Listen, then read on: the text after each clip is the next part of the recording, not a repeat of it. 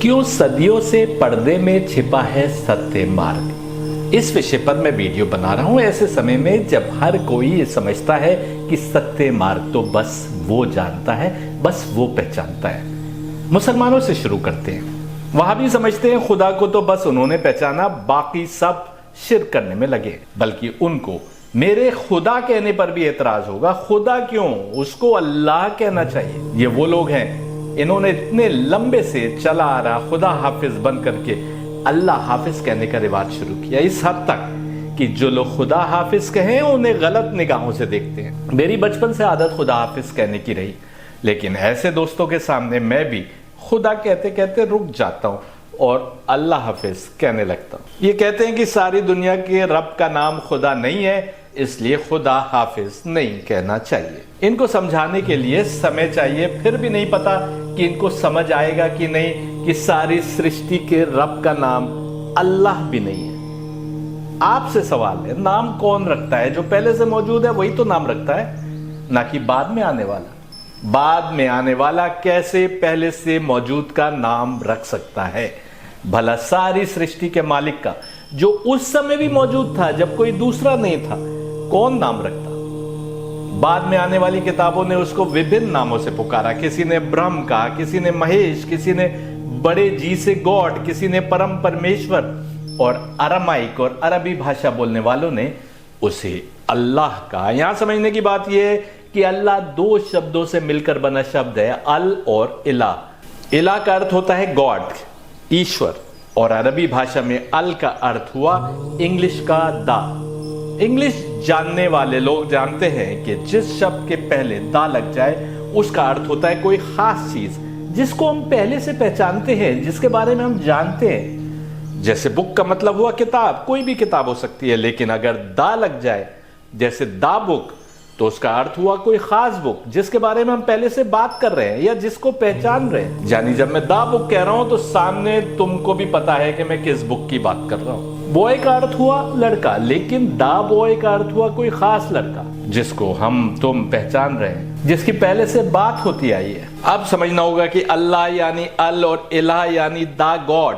अब यदि मोहम्मद कह रहे हैं अल्लाह, कुरान कह रहा है अल्लाह, तो इसका मतलब ये हुआ कि ये उस सबसे खास खुदा की बात हो रही है जिसकी बात पहले वेद भी कर रहे थे, गीता भी कर रही थी, ज़बूर और इंजील भी कर रही थी, और अब कुरान उस खुदा को बताते हुए कह रहा है कि अल इलाह यानी वो खास खुदा, वो जाना पहचाना गॉड, ईश्वरों में भी जो सबसे महान है, यानी महेश है। अल्लाह और महेश दोनों उस हस्ती की उपाधियां हैं, नाम नहीं है, जो पहले इंसान के क्रिएशन से पहले भी मौजूद था।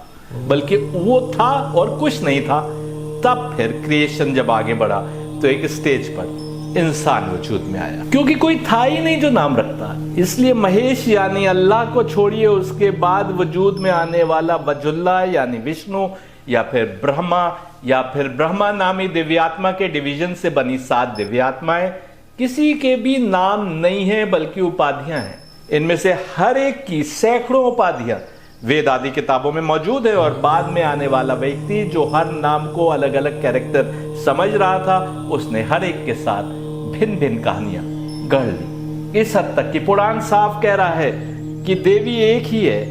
हर जमाने में 7 देवताओं के बीच एक ही फीमेल देवी थी, और मत्स्य पुराण तो इलाके भी बता रहा है कि एक देवी को इस इलाके में इस नाम से याद करते हैं, फुला इलाके में इस नाम से याद करते हैं, फुला में इससे, और करीब 100 नाम बताता है।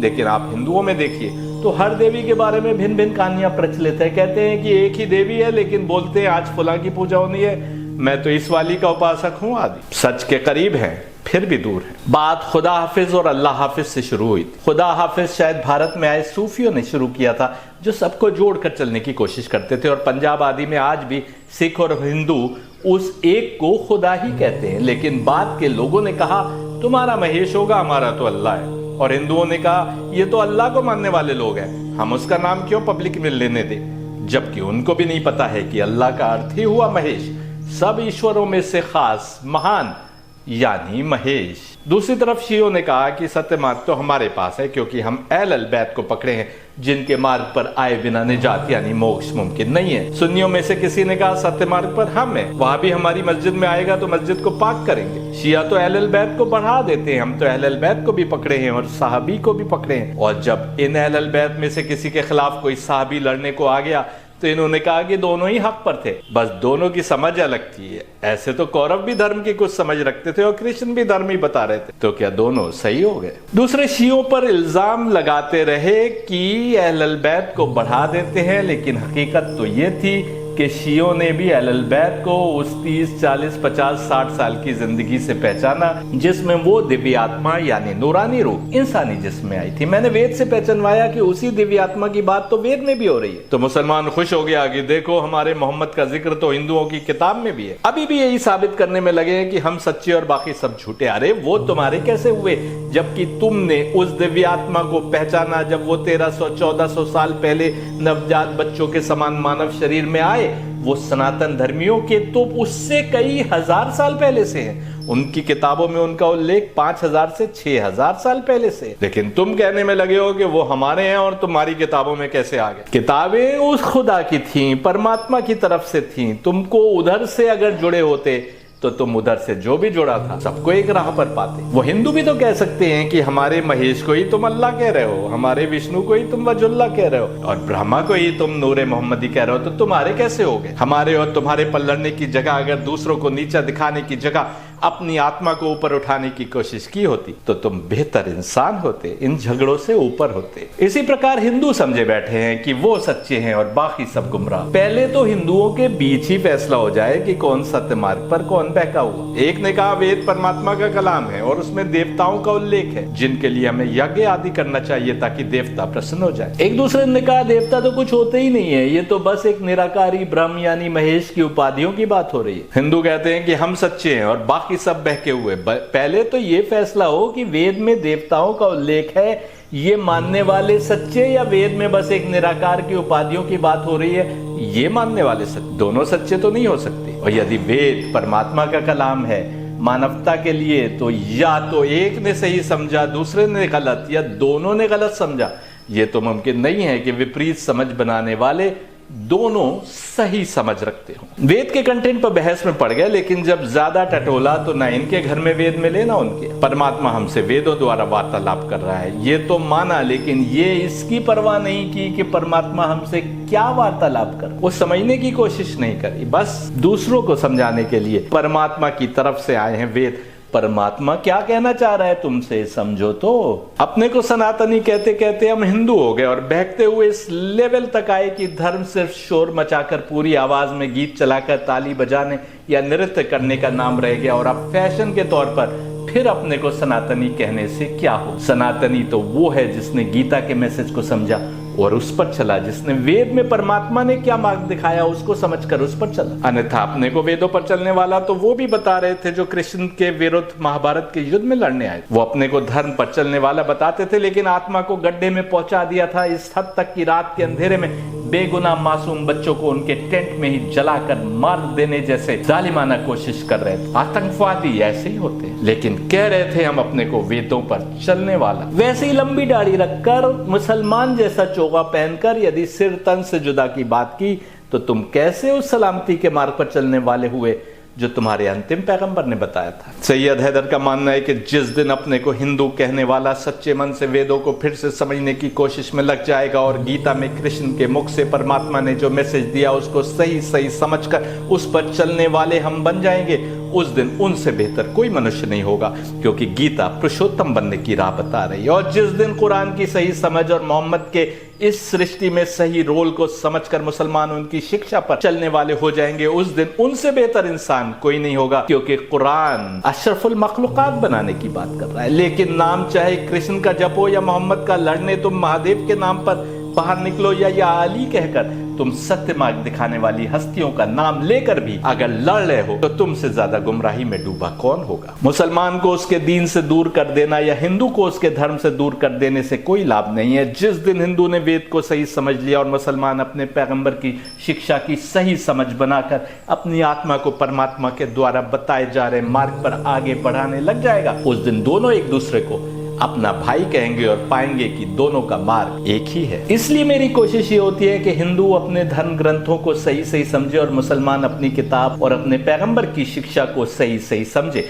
हालांकि मैं दिखाता आया हूं कि कुरान मुसलमान की पहचान बताते हुए कह रहा है कि मुसलमान वो है जो परमात्मा की ओर से आई हर किताब या मैसेज को और उसकी ओर से आए हर अवतार यानी पैगंबर पर यकीन रखता है, और इतना ही नहीं, उनमें कोई फर्क नहीं करता। कुरान की केवल इस आयत की रोशनी में आज तमाम मुसलमान दरअसल मुसलमान हैं ही नहीं और लड़ने में लगे हैं मोहम्मद के नाम पर, आई लव मोहम्मद के नाम पर। मेरे एक मित्र का उल्लेख करता हूं जिनकी अभी कुछ दिन पूर्व आत्महत्या से, सुसाइड से मौत की खबर मुझ तक पहुंची तो मैं बहुत दुखी हुआ। क्यों दुखी हुआ, आइए सुनिए। पहले ये बता दें, बृहदारण्यक उपनिषद बिल्कुल साफ कह रहा है कि दोनों खुश होते हैं जब कोई इधर आता है या उधर जाता है, और दोनों को बड़ा अफसोस होता है जब इधर से कोई उधर जाता है। इसका मतलब आप जब समझेंगे जब पूरी कहानी समझेंगे। वन गॉड वन रिलीजन के टॉपिक पर विभिन्न धर्म ग्रंथों को पढ़ने और समझने की मेरी कोशिश शायद 2003 में शुरू हुई थी, और आज मेरी जो भी समझ है तकरीबन सब की सब 2006 तक बन गई। इन 3 वर्षों में मैंने सुबह सोकर उठने से रात सोने तक शायद बस किताबों की पढ़ाई की, यहां तक कि जो कुछ थोड़ा बहुत पैसा था वो भी समाप्त हो गया और 2006 में नए सिरे से जिंदगी शुरू करने की कोशिश करनी पड़ी। 2010 या 11 की बात है। उस समय मेरी सोच ये थी कि रस्मी धर्म निभाने वाली भीड़ में मैं ऐसे युवक तलाश करूं जो धर्म पर चलने के मामले में औरों से बेहतर हों, क्योंकि ऐसे ही युवक समाज में सुधार लाने का काम कर सकते हैं। जहां हर धर्म पर चलने वाली मेजॉरिटी बस जानवरों के रेवड़ के समान दुनिया में ग्रस्त होते हुए कुछ रस्मों को निभाने को धर्म माने, वहीं बदलाव वही युवक ला सकते हैं जो सच्चे दिल से सत्य मार्ग को समझने की कोशिश में लगे हैं। बड़े समय खामोश निगाहें दौड़ाने के बाद मुझे जो युवक समझ में आए कि वो औरों से बेहतर हैं, एक दिन मैंने उन सबको आमंत्रित किया, और ताकि उन्हें बहके हुए समाज में, विशेषकर मुस्लिम समाज में सुधार लाने के लिए तैयार करूं, क्योंकि मैं मानता हूं कि मुसलमानों की अधिकतर समस्याएं बाहर से नहीं है बल्कि उनके अंदर की है। अशिक्षा, बेरोजगारी, देश के कानून को तोड़ना, गंदगी में रहना, लड़ना झगड़ना, सोच की संकीर्णता आदि बहुतेरी समस्याएं इस्लाम नहीं सिखाता, लेकिन मुसलमानों में आज भरी पड़ी है। इस हद तक कि एक बड़ी संख्या में मुसलमान ऐसे हैं जो डेमोक्रेसी में रहने के लायक नहीं रह गए। मुस्लिम समाज में सही समझ नहीं पैदा होगी तो ये लोग देश के विकास में भागीदार कैसे बनेंगे, बहुसंख्यक समाज में अपनी इज्जत और स्थान कैसे बनाएंगे, और जलील और रुस्वा होने से कैसे बचेंगे। इसलिए बहुत जरूरी है, क्योंकि 140 करोड़ में अगर 20% या 15% जनसंख्या यानी करीब 20 करोड़ लोग आपको आगे बढ़ने से रोक रहे हैं, तो समाधान ये नहीं है कि उन्हें पीछे ही रहने दे, क्योंकि वो रिसोर्सेस तो फिर भी इस्तेमाल करेंगे। समाधान ये है कि उनको भी देश की तरक्की में भागीदार बनाया जा सके। जिन युवकों को मैं समझ रहा था कि औरों से बेहतर सोच रखते हैं, उनको मैंने एकजुट किया और उन्होंने समाज सुधार और विशेषकर अपनी कम्युनिटी में सुधार लाने की कोशिश पर लगाया। करीब 20-25 युवक एकजुट हुए और अच्छे काम की शुरुआत हुई। हमने एक बड़ा सेमिनार किया करियर और इस्लाम के नाम पर, जिसमें खचाखच मुस्लिम युवकों और युवतियों से भरे हॉल में हमने बेतुके कामों में वक्त बर्बाद करने के स्थान पर यह बताने की कोशिश की कि इस्लाम अपने सेल्फ डेवलपमेंट पर कितना जोर देता है और करियर की जिंदगी में क्या अहमियत है। उन युवकों को जिनको गाइड करने वाला कोई नहीं। मेरे साथ जुड़े इन युवकों का जोश था तो इन्होंने गरीबों की बस्तियों में टूटे फूटे मकान ढूंढना शुरू कर दिए। देखते ही देखते 10-12 टूटे फूटे मकानों में, जिनमें किसी में छत नहीं थी तो किसी में दीवार नहीं थी, किसी में दरवाजा नहीं था, किसी में टॉयलेट नहीं था, मरम्मत होने का काम मुकम्मल हो गया। और एक और वीकली लेक्चर भी रखा गया जिसमें 60 से 70 युवक और युवतियां आते थे और अपनी अपनी समस्याओं को सामने रखते थे। आइडिया था कि उन युवकों और युवतियों को बेहतर इंसान और समाज का बेहतर फर्द बनाने की राह पर लगाएं। इतना अच्छा काम कम ही होता है, और वो भी बिना किसी लालच या गर्ज के। हर मीटिंग में मैं बस एक बात कहता था, यही कहता था कि इतना अच्छा काम बहुत कम होता है। जुल्मत यानी तमस यानी शैतानी ताकतें नहीं चाहती कि इंसान जागे या उसमें सत्य मार्ग की समझ पैदा हो। जिनको वो गुमराह कर चुकी, अब उनकी तरफ देखने की उसे जरूरत नहीं है, वो तो बस उसकी तरफ देखती है जो अच्छा काम कर रहे हैं या दूसरों को उस तरफ ला सके। यानी जो बहका हुआ है उस पर वो अपनी फोर्सेस क्यों लगाएंगे? जो हक की राह की तलाश कर रहा है उसे गुमराह करने या रुस्वा करने की कोशिश करेंगे, या जो दूसरों को उसकी राह की तरफ लाने की कोशिश कर रहा है उसको या तो खींचने की कोशिश करेंगी, खींच नहीं पाएंगी तो उसको इतना जलील और रुस्वा कर देंगी कि उसकी बात का वजन खत्म हो जाए। लोग जो कुछ भी करते फिरे अपनी जिंदगी में यदि सत्य मार्ग की समझ से दूर कर दिए गए हैं तो अब जुल्मत यानी तमस यानी शैतानी ताकतों को ऐसे लोगों में क्यों इंटरेस्ट होने लगा? उन्हें उस कोशिश को बर्बाद करना है जिसमें इंसान सत्य मार्ग की समझ बना ले, साम दाम दंड भेद के माध्यम से, कभी किसी को रुस्वा करके, कभी गुनाह में खींचकर, कभी इंसान को इंसान से भिड़वा कर। जुल्मत यानी तमस यानी शैतानी ताकतें हर उस कोशिश को बर्बाद करने में लगी है जिसमें बिना किसी लालच के या दुनिया के लाभ के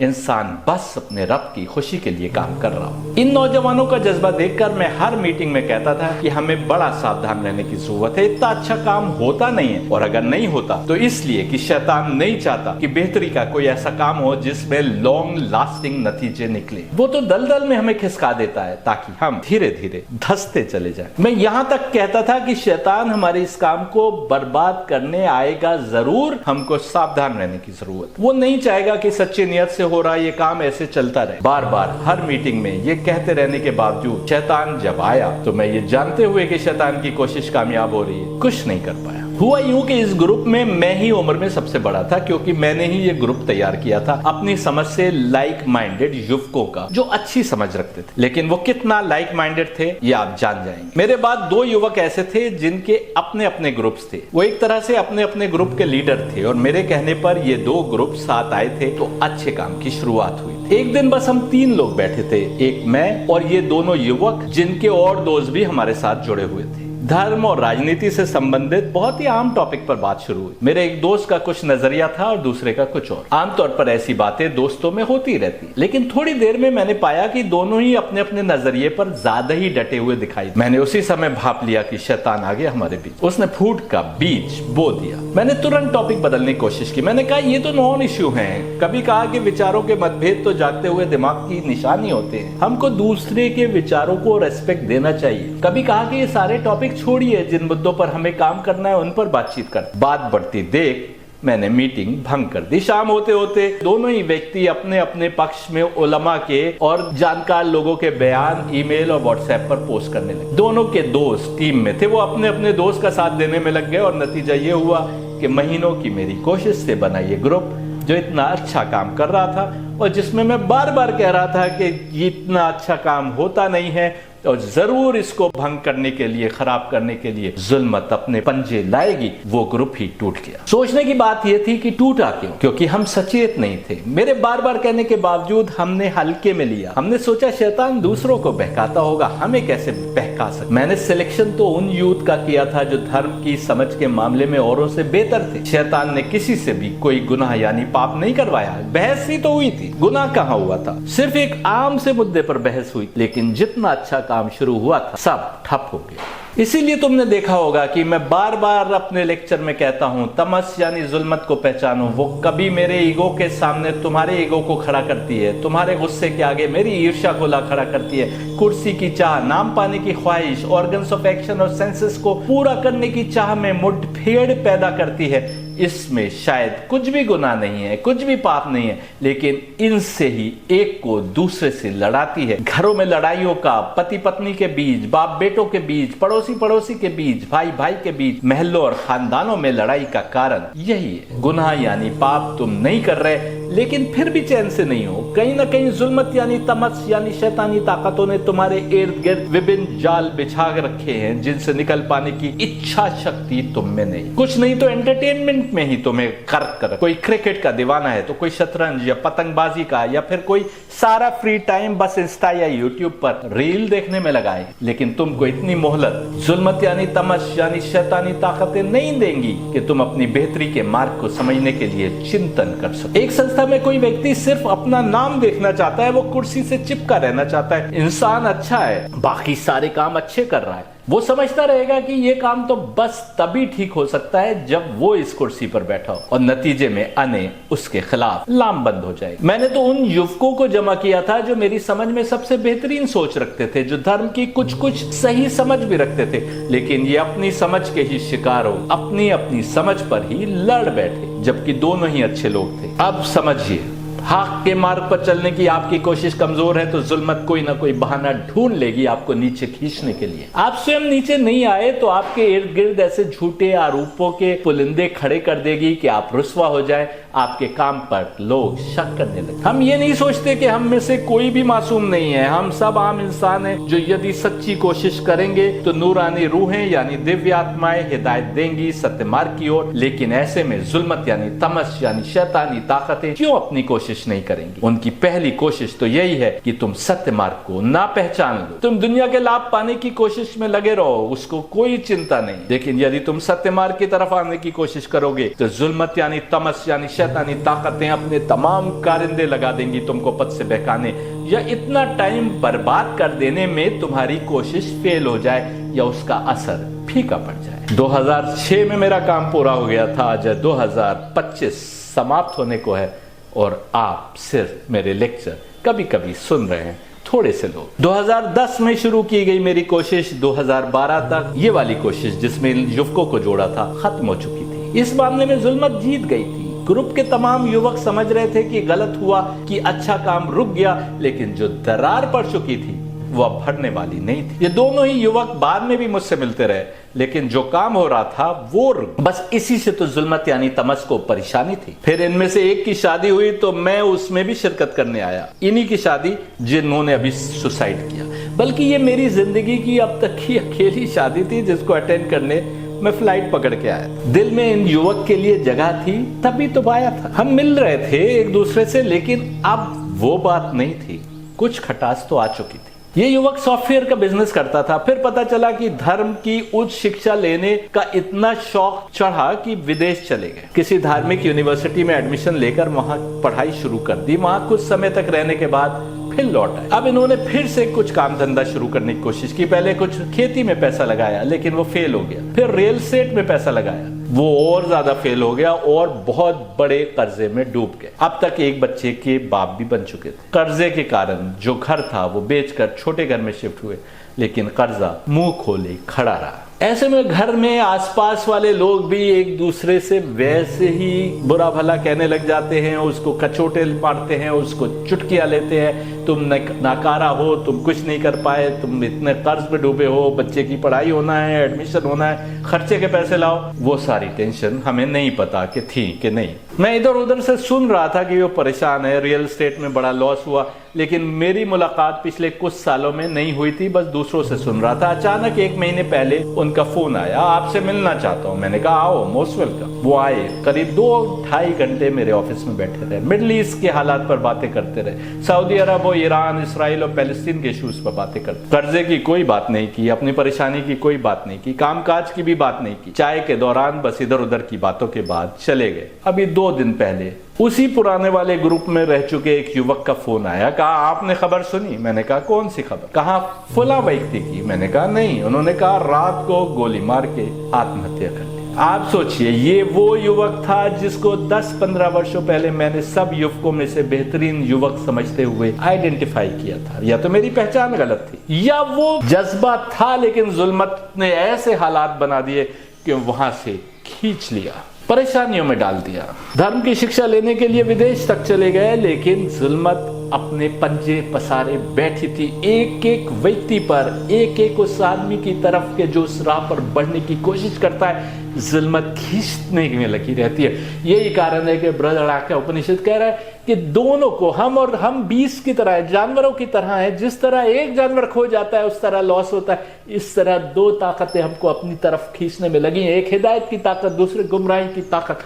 हम इधर भी जा सकते हैं, उधर भी जा सकते हैं, दोनों अपनी पूरी ताकत लगाए हैं, लेकिन हम जब कमजोर पड़ जाते हैं तो जुल्मत हमको आसानी से खींच लेती है। दिया। जुल्मत यानी शैतानी ताकतों यानी तमस ने इनको भी ऐसे घेर लिया कि ये खुदकुशी तक पहुंच गए। एक व्यक्ति जो कम्युनिटी की परेशानियों को लेकर चिंतित था, अपनी परेशानियों से हार गया। किसकी जिंदगी पर फर्क पड़ा? सिर्फ उसके परिवार पर, उसके बीवी और बच्चे और शायद माँ पर। बाकी सब अपनी जिंदगी गुजार रहे हैं, अफसोस करेंगे और फिर अपनी जिंदगी में डूब जाएंगे।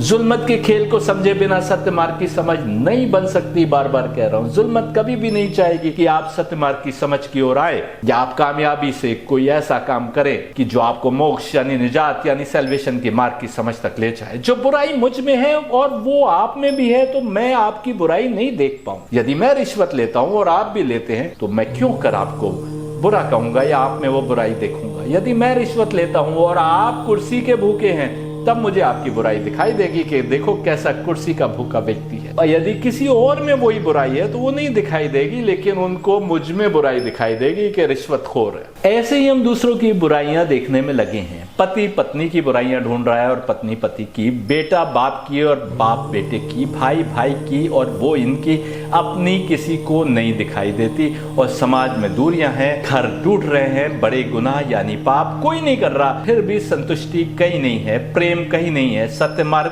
को समझकर उस पर चलने वाले कहीं नहीं दिखाई देते। कलयुग में हम सब अपनी अपनी बीमारी लिए दूसरे की बीमारी ढूंढने में लगे। यदि हम कलयुग में भी सांसें ले रहे हैं तो साफ है कि अब तक हमारी आत्मा शुद्धि के उस मार्ग तक पहुंच ही नहीं सकी कि मोक्ष यानी निजात यानी सैल्वेशन पाकर निकल जाती। परंतु अपनी आत्मा को जिस बीमारी ने जकड़ रखा है, उसी से छुटकारा पाना तो सबसे मुश्किल काम। ज्यादातर बुराइयां या तो जीन्स में होती हैं या बच्चे के माँ के पेट में आने के बाद से 7 साल की उम्र का होने तक उसको जो बाहर से एक्सपीरियंसेस मिलते हैं, अच्छे या बुरे, उनके कारण उसका कैरेक्टर डेवलप होता है। लेकिन आगे की सारी जिंदगी वही बुराइयां जो 7 साल की उम्र तक डेवलप हो जाती हैं, हमें खचोटती रहती हैं। हम जब किसी व्यक्ति को बुरा कहते हैं, उसकी नेगेटिव थिंकिंग के कारण, समाज से कतराने के कारण, औरतों से ज्यादा घुल मिल जाने के कारण, चोरी करने के कारण, झूठ बोलने के कारण, लड़ाई झगड़ा करने या गाली गलौज करने के कारण, तो हमें नहीं पता होता कि उस बेचारे की जिंदगी में ये बुराई किसी और के द्वारा दिए गए एक्सपीरियंसेस के कारण आई है। शायद माँ बाप के दिए गए एक्सपीरियंसेस के कारण, शायद घर के ही एल्डर्स ने जो जो उस पर एक्सटर्नल एक्सपीरियंसेस उसको दिए उसके कारण, जिस पर उसका खुद कोई कंट्रोल नहीं था। 7 साल की उम्र तक किसी भी इंसान का तकरीबन पूरा कैरेक्टर बनकर तैयार हो जाता है। अधिकतर लोग उसके बाद बस वो कैरेक्टर जीते हैं। जो अच्छाइयां कैरेक्टर में आ गई, जो बुराइयां आ गई, बस उन्हीं को लिए बाकी जिंदगी गुजारते हैं। बहुत मुश्किल हो जाता है कैरेक्टर की बुराई पर अंकुश लगा सकते। जहां जरा सा डिफेंस कमजोर हुआ, वो बुराई फिर से सिर उठा ले। हमें समझना होगा कि गुनाहों से मुकम्मल पाक कोई नहीं। जो डिवाइन गाइड्स हैं, जो दिव्य आत्माएं हैं, बस वो स्वयं गुनाहों से पाक हैं। लेकिन हम पाते हैं कि तमस यानी जुल्मत ने उनके इर्द गिर्द भी झूठे प्रोपेगेंडे से अनेक कहानियां प्रचलित करवा दी कि आज हम देवताओं का नाम सुनते हैं तो वो सारी झूठी कहानियां हमारे दिमाग में कौनने लगती हैं। अहलुल बैत के खिलाफ जुल्मत ने ऐसा प्रोपेगेंडा फैलाया कि जब अली के मस्जिद में शहीद होने की खबर डेमेस्कस में पहुंची तो लोग पूछते थे कि अली का मस्जिद में क्या काम, जबकि अली वो व्यक्ति थे जिसके लिए लिखा है कि जब वो सिजदे में जाते थे तो गहन तपस्या के कारण घंटों बेसुध दिखाई देते थे। यहाँ तक कि लोगों को शक होता था कि अली सिजदे की हालत में मर गए। जहां जुल्मत आपको बहका नहीं सकेगी तो आपके इर्द गिर्द झूठ का ऐसा पुलिंदा बिन कर खड़ा कर देगी कि आपका काम और उसका असर विफल हो जाए। ऐसा ही वो करती आई है हर जमाने में और इस पर खुश हो रही है जैसे वो जीत की कगार पर है इस समय। लेकिन वो नहीं जानती कि उसकी कोशिश बहकाने की है तो कुछ दिव्य आत्माएं हैं जिनकी कोशिश सत्य मार्ग की ओर राह दिखाने और इंसान को उसकी ओर लाने में जो निरंतर लगी हुई है। बाजी पलट भी सकती है, लेकिन यदि बदलाव नहीं आ रहा है तो इसलिए कि हम में ही सत्य मार्ग को समझने और पाने की ललक कमजोर हो गई है। एक और वाकया और आज का लेक्चर खत्म करेंगे। पैगंबर मोहम्मद एक युद्ध में थे। एक व्यक्ति बड़े जोर शोर से लड़ रहा था। लोग उसके युद्ध की बड़ी प्रशंसा कर रहे थे। पैगंबर मोहम्मद ने कहा कि ये गुमराही की मौत मरेगा। पैगंबर का एक सहाबी था जो शक में पड़ गया, इतने जोश से युद्ध लड़ रहा है, इसके लिए ऐसा क्यों कहा? उसका कहना है कि वो उस व्यक्ति के पीछे हो लिया। वो बहादुरी से लड़ रहा था। लड़ाई के दौरान वो जख्मी होकर घोड़े से नीचे गिरा। उस सहाबी का कहना है कि मैं देख रहा था कि दर्द की शिद्दत से बचने के लिए उसने अपना तीर लेकर अपने ही गले में मार लिया और मर गया। ये साहबी दौड़ा दौड़ा आया और पैगंबर मोहम्मद से कहने लगा कि आपने सही कहा था। उस व्यक्ति ने ऐसे ऐसे आत्महत्या कर, जो हक की राह पर लड़ने और मरने निकला था वो गुमराही की मौत मारा गया। जुल्मत ने मरते समय भी उस का पीछा नहीं छोड़ा, एकदम मौत से चंद लम्हे पहले उसे अपनी ओर खींच लिया। ऐसी ही कहानी हम सुनते हैं विश्वामित्र की, जिन्हें एक मेनका के नृत्य ने वापस दुनिया में खींच लिया। यहाँ गौर करने की बात यह है कि यदि पैगंबर ने भविष्यवाणी ना की होती और उस साहबी ने आकर ना बताया होता कि फला शख्स यूं अपने तीर से अपने को मारकर मर गया, तो आज वो इस्लाम का शहीद होता। कितने ही शहीद ऐसे होंगे जो युद्ध में भागने की कोशिश में मारे गए लेकिन आज शहीद है। कितने ही सूरमा ऐसे होंगे जो दरअसल कायर थे, और कितने ही लोग ऐसे होंगे जिनके गिर्द जुल्मत यानी तमस ने ऐसा जाल बिना कि वो रुस्वा हो गए, कैदो बंद में, जेल में जिंदगी गुजारी, लेकिन वो हक पर थे। भारत की आजादी के सिपाही उस वक्त बागी थे।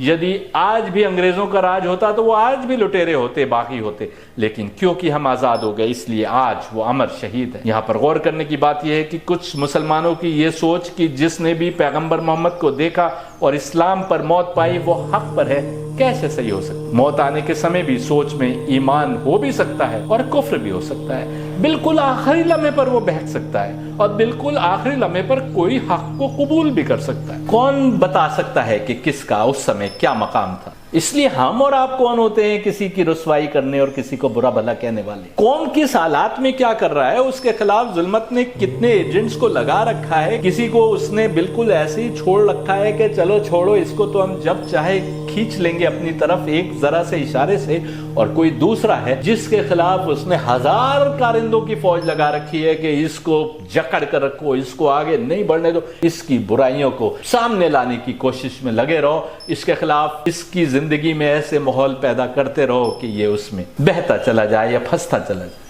इसलिए दूसरों की चिंता छोड़ दीजिए, जो पहले गुजर गए उनकी भी चिंता छोड़ दीजिए, अपनी चिंता कीजिए। जुल्मत यानी तमस यानी शैतान की चालों को यदि समझ सकें तो उनसे बचने की कोशिश कीजिए। सत्य मार्ग की समझ बनाने की निरंतर कोशिश करते हुए दूसरों के विचार क्या है, आचरण क्या है, इसमें ना पड़िए, क्योंकि मासूम यानी गुनाहों से पाक तो बस वो पाक नूरानी तत्वों से बनी कुछ हस्तियां हैं, वो दिव्य आत्माएं हैं जिनके पास गुनाह या बुराई फटक भी नहीं सकती। उन हस्तियों की समझ बनाकर उनसे करीब होकर सत्य मार्ग को समझने और उस पर चलने की कोशिश कीजिए। ऐसे ही शायद बेहतरी का रास्ता निकले।